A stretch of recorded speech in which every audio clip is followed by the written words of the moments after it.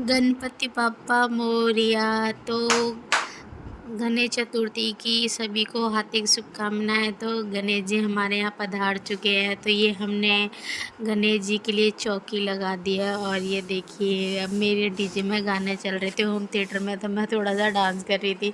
फिर आ गया हमारा आरती का टाइम, और ये आरती हो रही थी। और वो आरती, ये देखिए मैं सबसे पीछे खड़ी हूँ। ये सबसे पहले मानवी के पापा आरती कर रहे हैं, उसके बाद मेरी सिस्टर। तो किस किस के यहाँ गणेश जी आए हैं कमेंट करके ज़रूर बताएं। मैंने इसीलिए आपके लिए एक मिनी ब्लॉग बना लिया ताकि आपको अपने साथ गणेश चतुर्थी की पूजा में ले सकूं।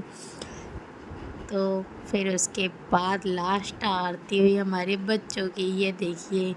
और ये वामिका मेरी गोदी में थी क्योंकि ये आगे जा रही थी तो कभी कुछ उठा रही थी तो कभी कुछ उठा रही थी। आपको पता ही है कितनी चुलबुली है, तो इसीलिए फिर मैं इसको पीछे लेके खड़ी हो गई। मैंने नहीं तो इसको दिखेगा नहीं, ये छेड़ेगी। और फिर भी ना इसकी आंखें आ गई थी कि ये क्या कर रहे हैं।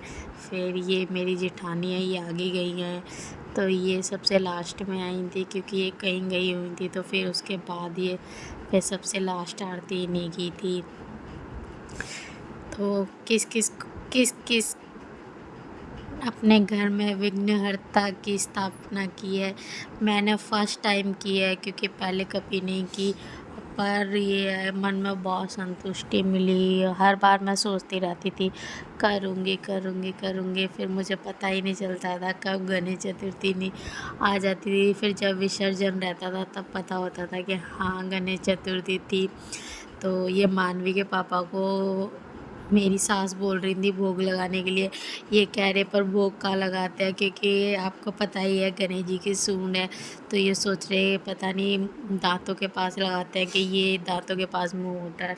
तो फिर ये मेरी सास ने बताया, तब इन्हें भोग लगाया। फिर उसके बाद दी कनिका ने सभी को आरती। तो फिर हम आरती लेने के बाद मेरी सास ने बांटा प्रसाद।